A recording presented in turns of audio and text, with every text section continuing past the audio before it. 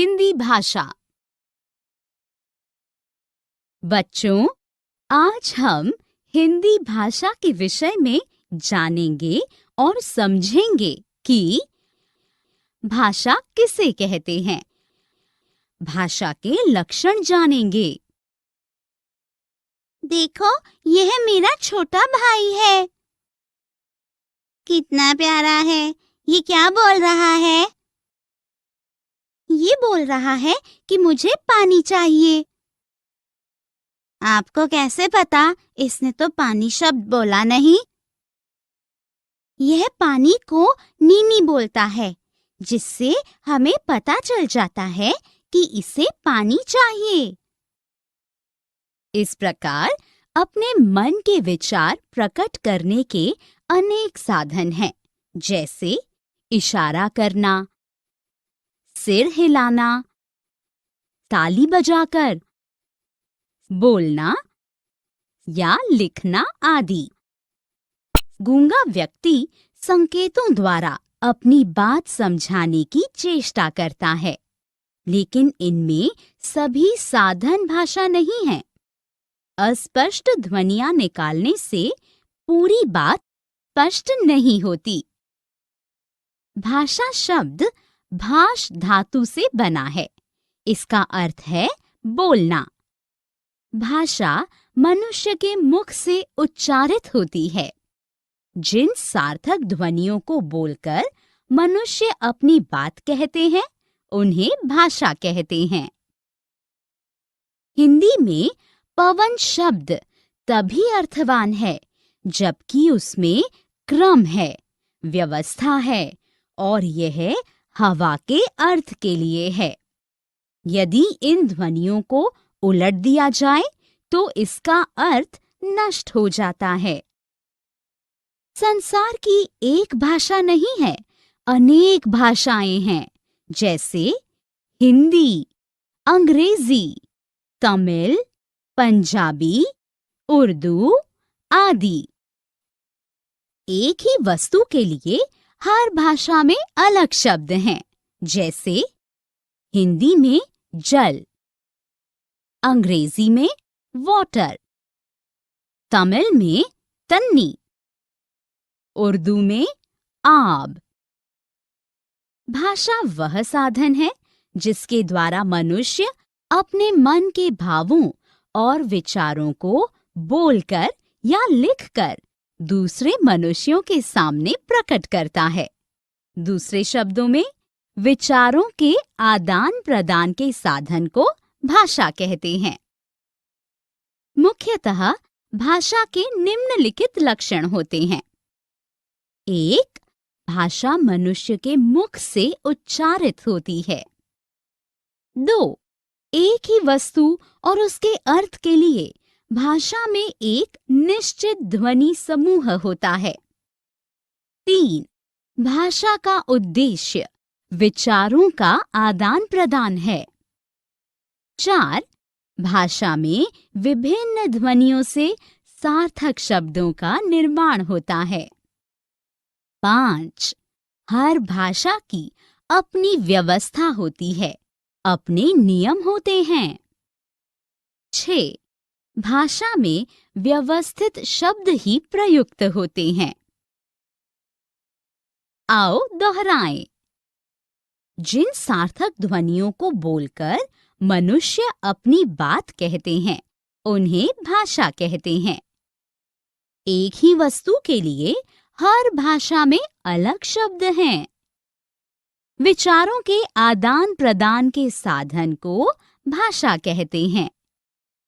हर भाषा की अपनी व्यवस्था होती है, अपने नियम होते हैं। भाषा के रूप।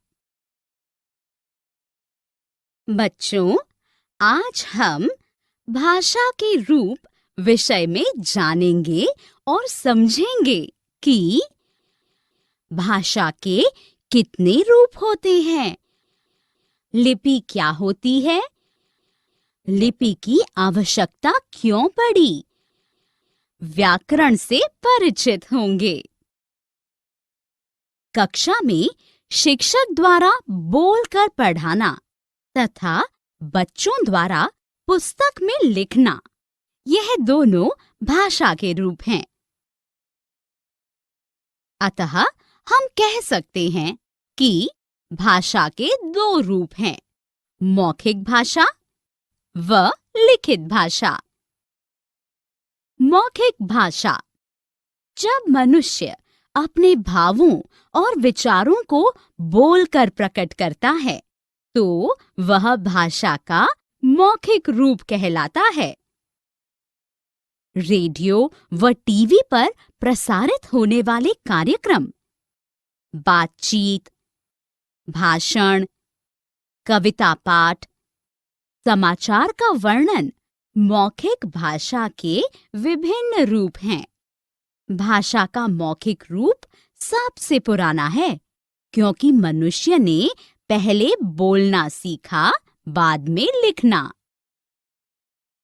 लिखित भाषा: जब मनुष्य अपने भावों और विचारों को लिखकर प्रकट करता है तो वह भाषा का लिखित रूप कहलाता है। पुस्तकें, रामायण, महाभारत आदि ग्रंथ लिखित भाषा में है। भाषा के लिखित रूप के द्वारा ही हम अपने ज्ञान एवं अनुभवों को एक पीढ़ी से दूसरी पीढ़ी तक पहुंचा सकते हैं। अब आप जान गए हैं कि संसार में प्रायः सभी मनुष्य बोलते और बातचीत करते हैं। अतः संसार में अनेक भाषाएं हैं। भारतवर्ष में भी अनेक भाषाएं बोली जाती हैं, जैसे उर्दू, हिंदी, पंजाबी, मराठी, बांग्ला, तेलुगु, गुजराती, मलयालम, कश्मीरी आदि। भाषा की मूल ध्वनियों को लिखकर प्रकट करने में जो विशेष चिन्ह निश्चित किए जाते हैं, उन्हें लिपि कहते हैं। हिंदी भाषा की लिपि का नाम देवनागरी है। देवनागरी लिपि का विकास ब्राह्मी लिपि से हुआ है। विश्व की कुछ भाषाएं और उनकी लिपियों के नाम: हिंदी देवनागरी, संस्कृत देवनागरी, अंग्रेजी, जर्मन, रोमन, पंजाबी गुरमुखी, उर्दू, अरबी, फारसी, फारसी, रूस, रूसी। लिपि की आवश्यकता: जब मानव समाज दूर दूर तक बस गया तो अपनी बात को एक दूसरे तक पहुंचाने के लिए मौखिक ध्वनियों को लिखित रूप देने की आवश्यकता पड़ी। ज्ञान की संचित राशि को अगली पीढ़ी के लिए सुरक्षित रखने के लिए समाचारों के आदान प्रदान के लिए भी आवश्यकता पड़ी। व्याकरण: भाषा को शुद्ध रूप में लिखना, बोलना और पढ़ना सिखाने वाला सूत्र व्याकरण कहलाता है। जैसा कि आप जानते हैं कि सड़क पर चलने के नियम होते हैं। यदि इन नियमों का पालन न किया जाए तो दुर्घटना हो सकती है। इसी प्रकार प्रत्येक भाषा के नियम होते हैं। ये नियम ही भाषा को निश्चित रूप प्रदान करते हैं। अगर कोई लड़का कहे कि मैं जाती हूं, तो यह वाक्य गलत होगा, क्योंकि कर्ता पुल्लिंग हो तो क्रिया भी पुल्लिंग होनी चाहिए। इस नियम को किसने बनाया? व्याकरण ने। आओ दोहराएं। भाषा के दो रूप हैं, मौखिक भाषा व लिखित भाषा। लिखकर प्रकट करने में जो विशेष चिन्ह निश्चित किए जाते हैं, उन्हें लिपि कहते हैं। हिंदी भाषा की लिपि का नाम देवनागरी है। देवनागरी लिपि का विकास ब्राह्मी लिपि से हुआ है। भाषा को शुद्ध रूप में लिखना, बोलना और पढ़ना सिखाने वाला सूत्र व्याकरण कहलाता है। प्रत्येक भाषा के नियम होते हैं।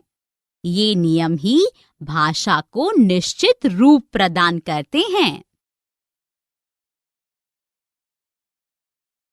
भाषा परिवार। बच्चों, इस अंक में हम भाषा के परिवार के बारे में जानकारी प्राप्त करेंगे।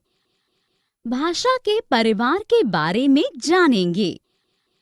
भारतीय आर्य भाषा परिवार के बारे में ज्ञान प्राप्त करेंगे। हिंदी भाषा की विशेषताएं जानेंगे। मेरा नाम लीला है। यह मेरे भाई और बहन हैं और वह हमारे माता पिता हैं। यह हमारा छोटा सा परिवार है। इसी प्रकार भाषा का भी परिवार होता है। आइए जानते हैं। ऐसी भाषाओं का समूह जिनका जन्म किसी एक मूल भाषा से हुआ हो, भाषा परिवार कहलाता है। विश्व में लगभग 3000 भाषाएं हैं, जिन्हें 12 भाषा परिवारों में बांटा गया है। ये परिवार है: 1. भारत यूरोपीय, 2. द्रविड़, 3. चीनी, 4. सेमेटिक, 5. हेमेटिक, 6. आग्नेय, 7. Ural Altaic, 8. बांटू, 9. अमेरिकी red Indian, 10. Caucasus, 11. सुडानी, 12. Bushman. Bharat के दक्षिण भाग में एक दूसरा भाषा परिवार है, जिसे द्रविड़ भाषा परिवार कहते हैं, जिसकी मुख्य भाषाएं हैं तमिल, तेलुगु, मलयालम और कन्नड़। भारतीय आर्य भाषा परिवार। भारत यूरोपीय भाषा परिवार एक अत्यंत विशाल भाषा परिवार है। भारत की वे भाषाएं जो इस परिवार से संबंधित हैं, भारतीय आर्य भाषा परिवार के नाम से जानी जाती हैं, जैसे हिंदी, मराठी आदि। इनका मूल रूप वैदिक संस्कृत में प्राप्त होता है। हिंदी तथा अन्य आधुनिक आर्य भाषाएं। अपभ्रंश भाषा का प्रचलन 500 ईसा से 1000 ईसा तक हुआ। अपभ्रंश से ही आर्य भाषाएं निकली हैं। मुगल काल में अरबी और फारसी भाषा ने हिंदी भाषा को बहुत प्रभावित किया। उर्दू भाषा के माध्यम से हिंदी भाषा का शब्द भंडार प्रभावित हुआ, जिससे नए शब्दों का जन्म हुआ। हिंदी भाषा को प्रभावित करने वाली दूसरी भाषा अंग्रेजी है। इस भाषा का प्रभाव आज भी कायम है। राजभाषा हिंदी। 14 सितंबर 1949 को भारत की संविधान सभा ने हिंदी को भारतीय संघ की राजभाषा के रूप में स्वीकार किया। संविधान के अनुच्छेद 343 के अनुसार संघ की राजभाषा हिंदी और लिपि देवनागरी है। बोली, उपभाषा और भाषा। बोली किसी छोटे क्षेत्र में स्थानीय व्यवहार में आने वाला बोलचाल का भाषा रूप, जिसका कोई लिखित रूप अथवा साहित्य नहीं होता, बोली कहलाता है। साहित्य की रचना होने पर बोली उपभाषा बन जाती है। उपभाषा। उपभाषा का क्षेत्र बोली से विस्तृत है। कुछ मील की दूरी पर बोली में हल्का सा अंतर आ जाता है, लेकिन इसका स्वरूप नहीं बदलता। इस स्वरूप को उपभाषा कहते हैं। भाषा। भाषा विभिन्न क्षेत्र में बोलने, लिखने, साहित्य रचना करने तथा संचार माध्यमों के परस्पर आदान प्रदान करने में प्रयुक्त होती है। भाषा का क्षेत्र उपभाषा के क्षेत्र से विस्तृत होता है। जैसे हिंदी भाषा कई प्रांतों में फैली हुई है और वही जनसंपर्क की भाषा होती है। हिंदी भाषा की विशेषताएं। हिंदी भाषा को जैसा बोला जाता है वैसा ही लिखा जाता है। हिंदी भाषा में सारे वैज्ञानिक नियम मिलते हैं। हिंदी भाषा के पास विशाल शब्द भंडार हैं। हिंदी भाषा विभिन्न बोलियों के तत्वों से मिलकर बनी भाषा है। आओ दोहराएं। ऐसी भाषाओं का समूह जिनका जन्म किसी एक मूल भाषा से हुआ हो, भाषा परिवार कहलाता है। विश्व में लगभग 3000 भाषाएं हैं, जिन्हें 12 भाषा परिवारों में बांटा गया है। भारत के दक्षिण भाग में एक दूसरा भाषा परिवार है, जिसे द्रविड़ भाषा परिवार कहते हैं। अपभ्रंश भाषा से ही आर्य भाषाएं निकली हैं। संविधान के अनुच्छेद 343 के अनुसार संघ की राजभाषा हिंदी और लिपि देवनागरी है। हिंदी भाषा